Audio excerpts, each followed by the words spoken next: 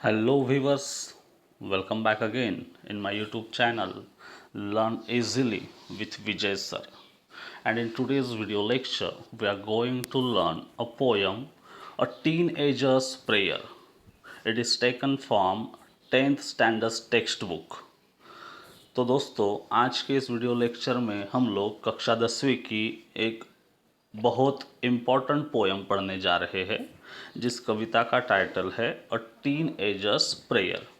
तो ये जो कविता है a teenager's prayer, this poem is written by J Moss. Means J Moss is the poet of this poem.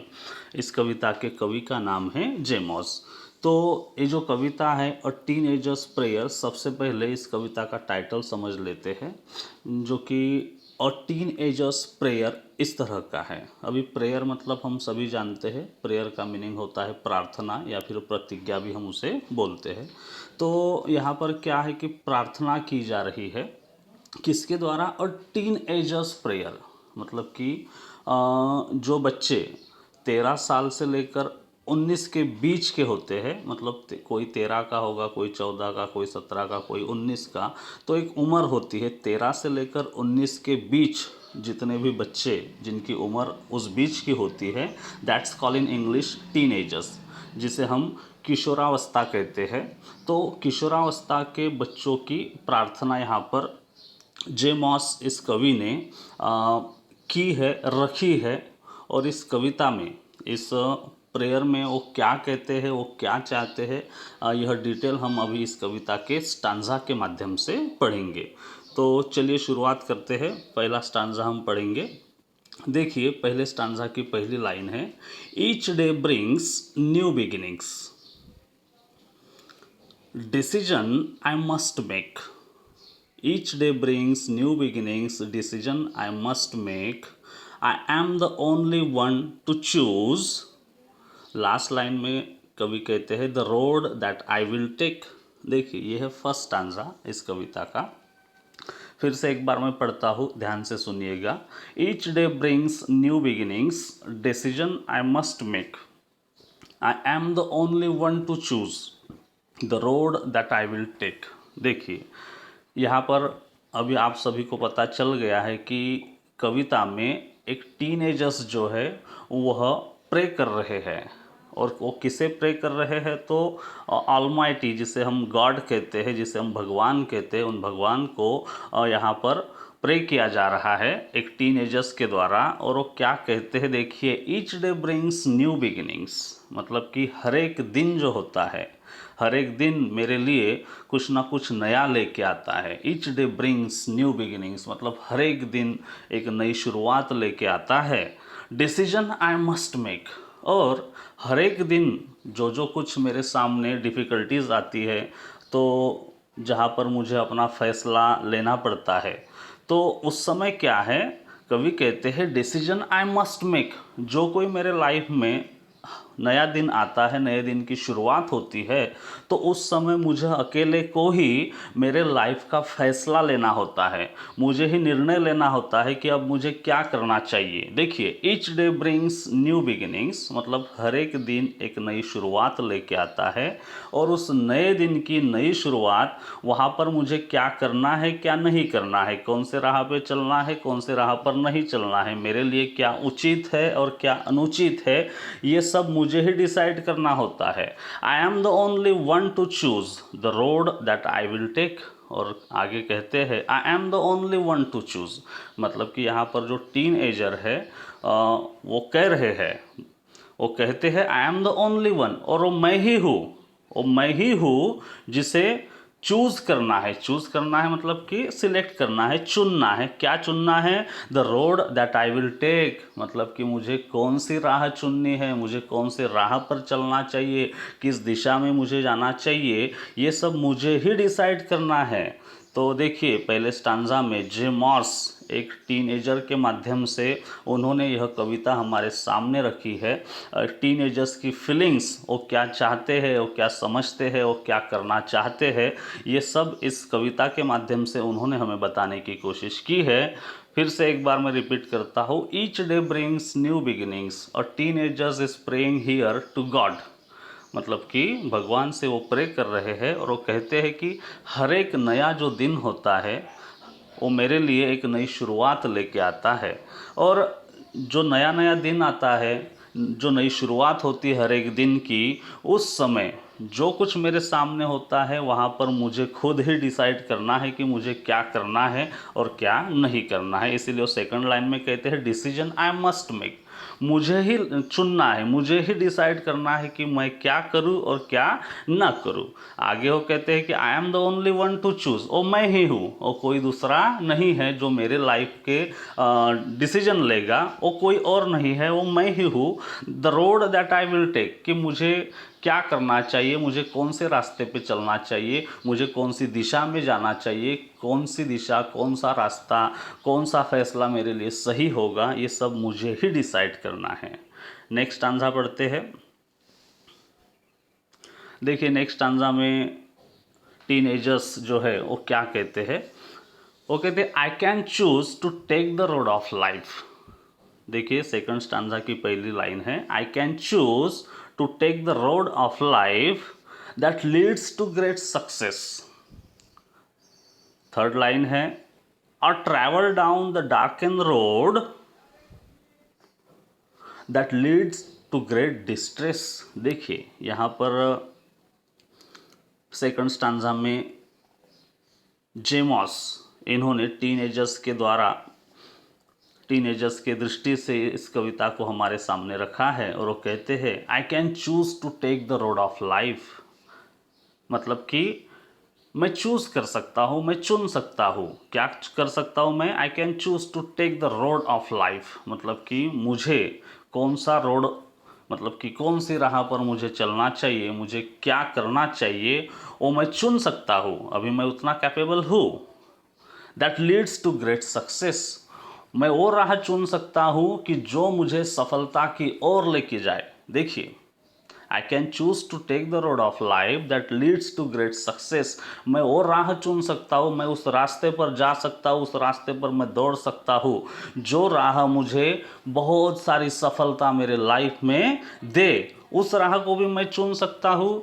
और आगे वो कहते हैं travel down the darken road, मैं उस राह को भी चुन सकता हूँ। डार्कन रोड मतलब कि जो राह अंधेरे में मुझे लेके जाए। देखिए यहाँ पर वो कहते हैं कि मैं वो राह चुन सकता हूँ जो मुझे सफलता की ओर ले जाए, और मैं ऐसे भी राह चुन सकता हूँ और travel down the dark and road that leads to great distress. Distress का मीनिंग यहाँ पर होता है बहुत सारी दुख यातना जहाँ पर हमें मिलती है, उस राह को कहा गया है ग्रेट डिस्ट्रेस।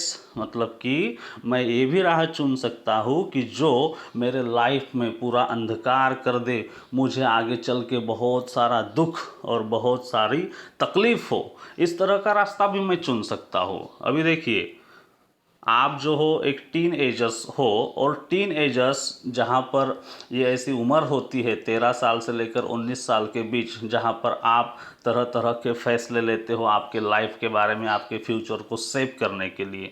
तो उस समय आप अच्छी राह पर भी चल सकते हो, अच्छी राह चुन सकते हो जो कि आपको आगे चल के ढेर सारी सफलता दे।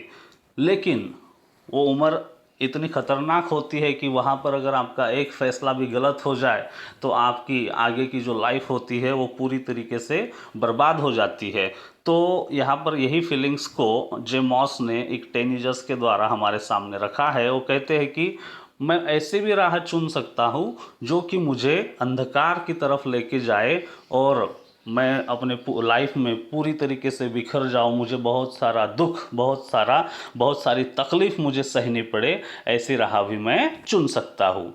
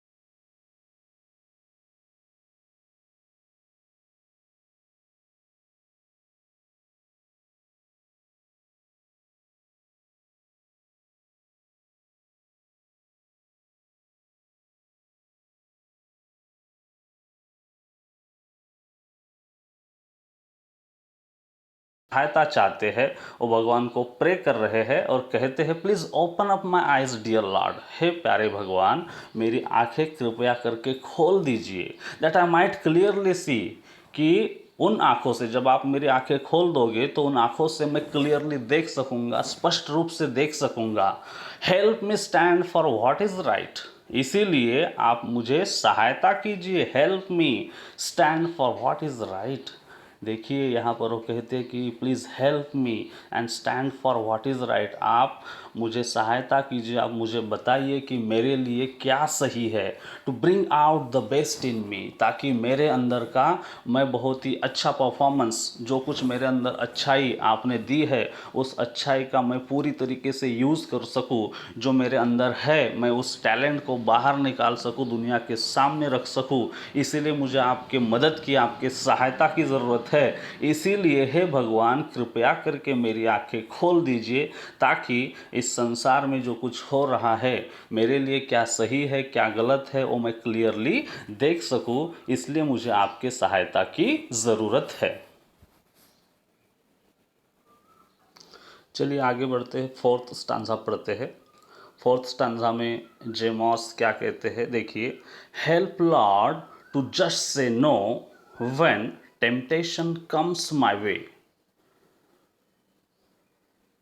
That I might keep my body clean and fit for the life each day.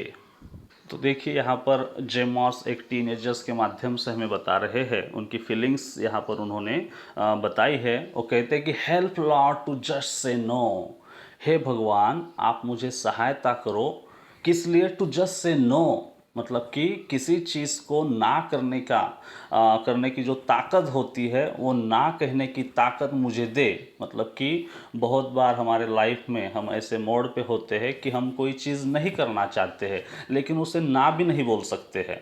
तो इसीलिए यहाँ पर एक टीनेजर्स भगवान को प्रे कर रहे हैं और वो कहते हैं कि हे भगवान आप मुझे सहायता कीजिए, टू जस्ट से नो, मतलब मेरे अंदर से और नो भी मैं पूरे ताकत से, जोश से, होश से कह सकूँ। कब, तो आगे वो कहते हैं कि when temptation comes my way, जब, टेम्पटेशन का मीनिंग होता है लालच, जब मतलब कि कोई गलत कार्य जिसमें हम फंस जाते हैं उसे हम ना नहीं कह सकते हैं और उसे कर देते हैं, दैट्स कॉल्ड टेम्पटेशन। तो यहाँ पर टीनेजर्स कहते हैं कि help Lord to just say no when temptation comes my way, जब मैं किसी मोह माया में, किसी जाल में फंस जाऊंगा जो कि मैं नहीं करना चाहता हूँ, लेकिन हो सकता है कि अगर आप मेरे साथ ना रहो तो मैं वो काम कर दूं, मतलब कि मैं लालच में फंस जाऊंगा और कोई गलत कार्य कर बैठूंगा। तो इसीलिए वो गलत कार्य में मैं ना फंसूँ, किसी मोह माया जाल में मैं ना फंसूँ, कोई गलत कार्य मेरे से ना हो। इसीलिए हे भगवान आप मुझे सहायता कीजिए कि मैं उस कार्य को करने के पहले मेरे अंदर से एक आवाज़ आए कि नहीं, मैं ये नहीं करना चाहूँगा। तो इसीलिए टीनेजर्स कहते हैं help Lord to just say no when temptation comes my way, that I might keep my body clean and fit for life each day.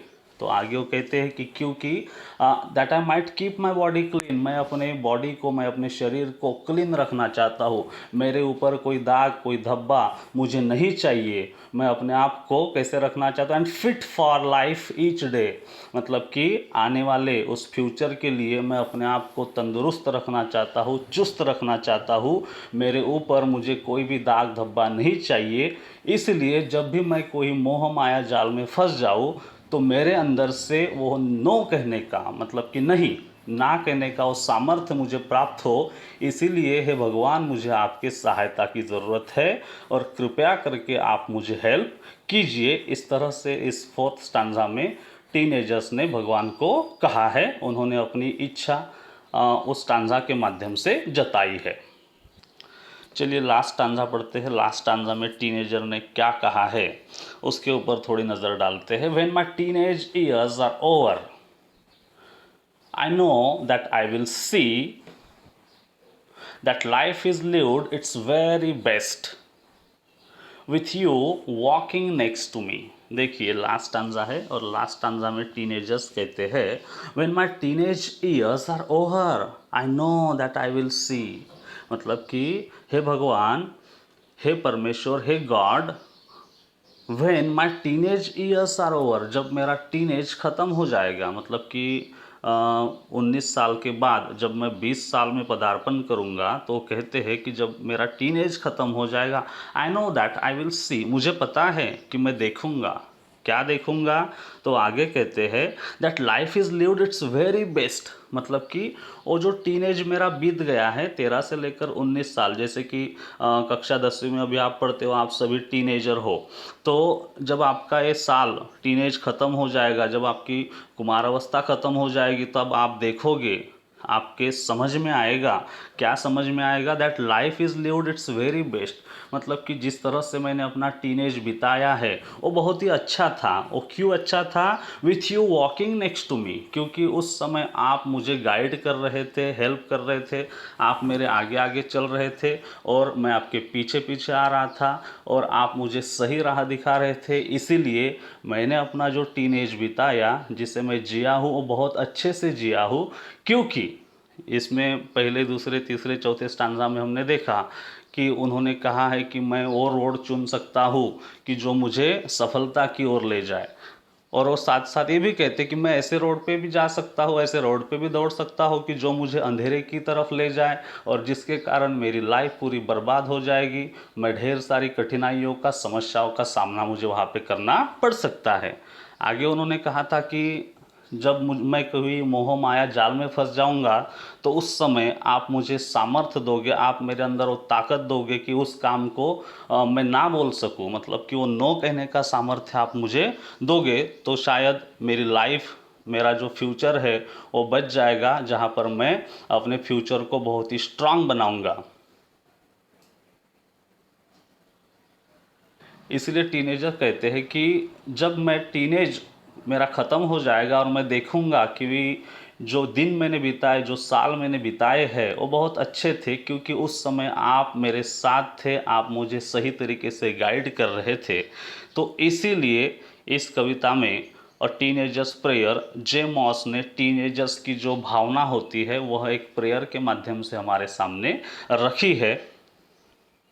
क्योंकि ये जो उम्र होती है बड़ी ख़तरनाक होती है, बहुत बार हमारा पैर फिसल जाता है, हम गलत राह पर चल पड़ते हैं और इस कदर चल पड़ते हैं कि हम उस राह से कभी वापस नहीं आ सकते। ऐसे बहुत ही ज़्यादा उदाहरण हैं, जिसे आप लोग अभी जब पढ़ोगे, समझोगे, सोचोगे, तो आपके समझ में आएगा कि अक्सर इसी उम्र में बच्चे बिगड़ जाते हैं। इसीलिए इस टीन एज को बहुत सही तरीके से जीना पड़ता है, जहाँ पर आपको आपके घर के बुज़ुर्ग व्यक्ति होंगे, माताजी, पिताजी, चाचा, चाची, या फिर बड़े भाई बहन, या फिर आपके टीचर्स आपको सही राह देते हैं। उस राह पर आपको टिके रहना है, उस राह को छोड़ना नहीं है, ताकि आप अपने फ्यूचर को सेफ कर सको और अपने लाइफ में एक सक्सेसफुल इंसान बन सको।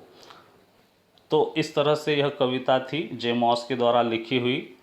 आपको अगर ये कविता आपको अगर पसंद आई है तो प्लीज़ मेरे चैनल को लाइक करें, सब्सक्राइब करें और मेरे वीडियो को आपके दोस्तों के साथ, रिश्तेदारों के साथ शेयर भी ज़रूर करें। Thank you so much.